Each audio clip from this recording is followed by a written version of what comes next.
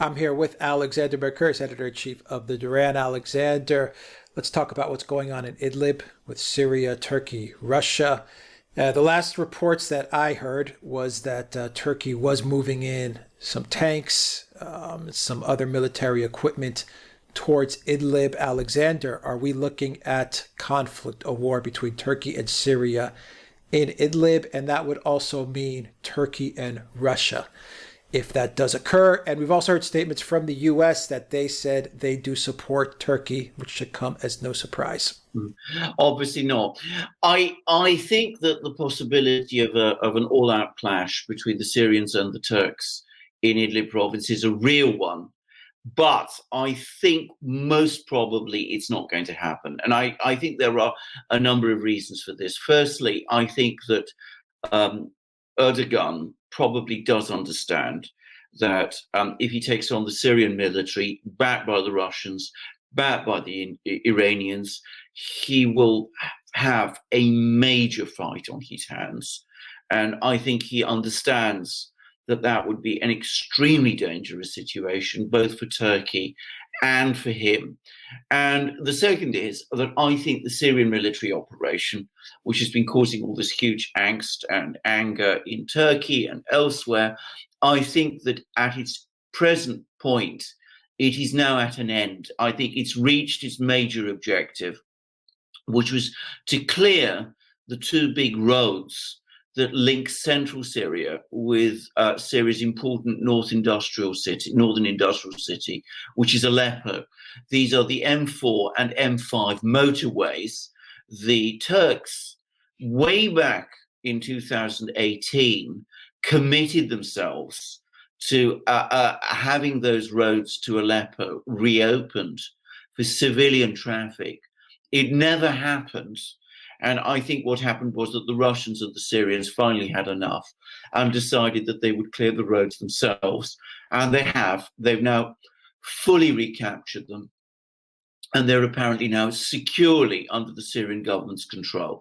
So I don't think the Syrian government is going to actually move on and send its army to capture or recapture Idlib city, which is, I think, for the moment, something of a red line for Erdogan. The other thing I have to say is that I've been getting some information from the Middle East. There was a very, very interesting article in Al Monitor, which is a Middle East newspaper, which says, American-based, I should say, Middle East newspaper, which said that for the Turks, for Erdogan, the real concern is not Idlib province, which apparently he realizes at some point he's going to have to return to the Syrian government.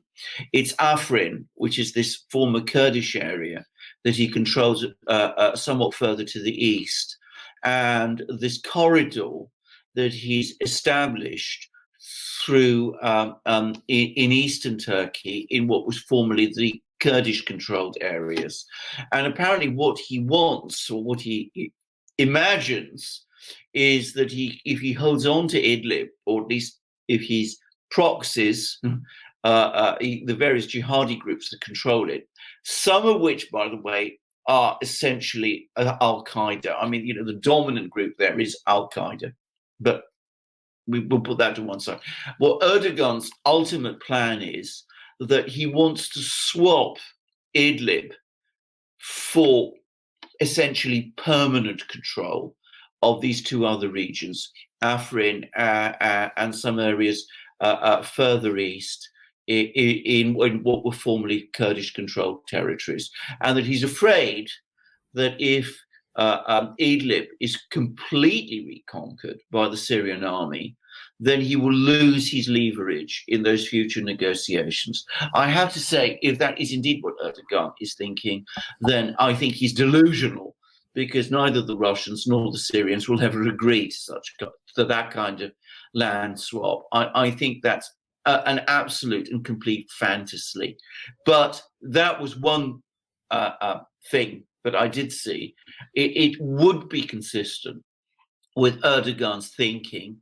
And I think if the Syrian military operation in its present stage has reached its, has achieved its immediate purposes and now stands down, I think that in light of this idea of a swap that's been apparently mooted, I think it could be that Erdogan will not feel any desire to press forward and move for a clash. The other thing I would say is that a couple of days ago, on the 12th of February, Erdogan gave everybody the impression that he was going to make some tremendous demand of the Syrians and that he was going to basically present them with an ultimatum. And we were all looking forward and expecting and waiting to see what he would say. And what he actually said was actually very far from being any sort of ultimatum. And in fact, he sent a delegation of top Turkish military leaders to Moscow to have negotiations there. So it seems to me that I think Erdogan is too intelligent to realize, to get himself into a battle with the Syrians and the Russians and the Iranians in Idlib, which could very easily go catastrophically wrong for him. So I don't think he wants to do that. I think he's still hoping to negotiate deals with the Syrians and with the Russians. And I think that's probably his intention. But there's lots of risks that things could go wrong. Yeah, it does kind of make sense because for Erdogan, it's always been about the Kurds. Yes. Oh, it's always been about the Kurds. So that theory, I think kind of, it adds up. Are the Kurds back with? Have they found common ground with the Assad government? Well, I think they are still trying to play the Americans and the Assad government off against each other. A reckless and foolish strategy, by the way. But there are still, it turns out, American troops in some of the Kurdish areas. So they've not fully committed to the Assad government. And perhaps until the moment of necessity comes, they never will. But I agree. I think for Erdogan, that is the priority. And can I stress, Al Monitor, where I read it, is a very well regarded news portal. And it is based in the United States. And many of the people who write for it are basically well-known academics in the United States who know the Middle East very well and have good sources in the Middle East and who are not by any means, crazy theorists or fantasists. They are, this is a very respectable, almost mainstream, well, essentially mainstream publication. Right. So from a U.S. Strategic vantage point, would it be fair to say that for them, they want to keep the Kurds out of forming any type of alliance, any type of integration back with the Assad government because they keep the tension between Turkey and Russia and Syria, they keep it hot. And if the Kurds do reach some sort of agreement with the Assad government and reintegrate, it kind of, takes Erdogan's plan to hold Idlib and Afrin kind of off the table at that point because, once again, you have the Assad government is made whole again and the Kurdish issue is off the table. So for Erdogan, he doesn't have, anything to negotiate at that point. It's all Syria again.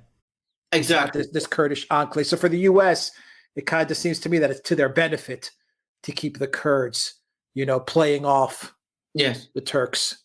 Yes. And playing off Syria and and the Turks. It absolutely is. I mean, what the US wants to do is it wants to, first of all, keep the Assad government from regaining control of all the Syrian territory. I mean, that is its first objective. It still hasn't given up on its long-term project of regime change in Syria. At least when I say the US government, I mean, I don't think this is true of Donald Trump, but of some people within the State Department and the CIA and the Defense Department. That is still their objective. And the other thing they want to do is they want to create trouble between Syria and Turkey and between Turkey and Russia. And they're leveraging, to the extent that they can, the Kurds in order to do that. I don't think it's going to work in the end, but I think that it could create a lot of trouble in the meantime. I think in the end, Erdogan does not want to jeopardize his relations with the Russians. I think he realizes that the game in Syria is almost lost. And I think he does want to hold on to Afrin, and he does want to hold on to these Kurdish areas. But at the end of the day, if he's forced to leave, I think he will go. I don't think he will risk a war, not with Russia. But in the meantime, there is plenty of scope for the United States to create trouble between the Russians and Turkey. And the Russian ambassador in Turkey has said that he is now regularly receiving death threats from various people in Turkey of strong Islamist views who basically are furious with what's happened in Idlib, and who are putting pressure on Erdogan, obviously, to intervene in Idlib on behalf of their co-religionists. Yeah, makes sense. Idlib and Afrin and the Kurds, that's a wedge for the U.S. and they're going to exploit that. They're going to make the most of it. Absolutely. I predict in the end it will fail, but it could create some very dangerous situations along the way. Yeah, I agree. And they understand Erdogan, I think, and they understand that Erdogan's ambitious and a little bit out of control, a lot out of control, actually. And so they're going to use that to their advantage as well. Absolutely, absolutely. Erdogan is a very difficult person to work with. Everybody who has had to work with Erdogan has discovered what a difficult individual he is to work with. The Russians know him. The Americans know him. The Americans and the Russians each have used him in their own ways at various times. But at the same time, because Erdogan is such a difficult character, he is never somebody who can be used reliably. So neither the Russians nor the Americans can ever wholly trust him. All right, Alexander Mercouris, Editor-in-Chief of the Duran. Thank you very much, guys. If you like this video, click on the subscribe button down below. Click on the notifications bell. Smash that like button as well. And donate to us on PayPal, Patreon, and Subscribe Star. Your donation really means a lot to this channel. And also go to the Duran shop and pick up some merchandise like the polo that Alexander is wearing today with the gold eagle. With a gold Duran eagle. Embroidered. I mean, black and gold, how more stylish can you get than that? I mean, it's an incredible color combination on an amazing Duran polo shirt.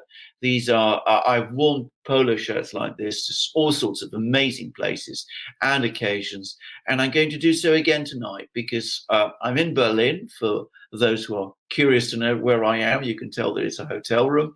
I'll certainly be going out this evening to one of the very celebrated restaurants that there are in Berlin. Berlin has a remarkable scene, if I may say, and it's a very, very interesting city for all sorts of reasons. And it's absolutely the place where you want to look your best, which is what I am doing now when I wear a shirt like this.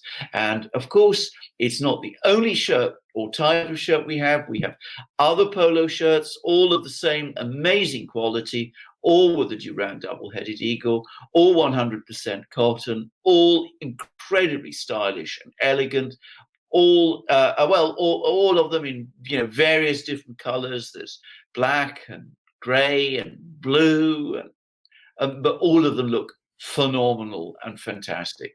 And we don't just have, of course, polo shirts. We also have really handsome T-shirts. These are not just any T-shirts. They are really elegant Duran T-shirts, 100% cotton, also with the double-headed eagle. Some of them long-sleeved, some of them short-sleeved. We also have V-neck shirts. And of course, we also have of similar superb quality. We have hats and hoodies and stickers as well. We also, of course, have in our shop our famous Duran magic mugs. Because I'm in Berlin and I get very absent-minded, I decided better safe than sorry, so I decided not to bring one with me here and perhaps leave it behind to the no doubt joy of the people who clean the hotel rooms. So I'm afraid I've left those all in London, which is a pity because I miss them terribly. In the long watches of the night, they keep me well and refreshed. So you can buy all these great things in our shop. You can buy also our ebooks, where we cover all the various topics that we discuss here. You can find all these things in our shop. You support the Duran by going to our shop, and because we need all the support we can get if we're going to continue to provide you with the analysis and commentary that we do so regularly. And so don't hold back. Come to our shop, buy these great things. Alex will tell you how. Just go to the duranshop.com. You'll find a link in the description box down below. Alexander Mercouris, Editor-in-Chief of the Duran. Thank you very much. Until next time, everybody, take care.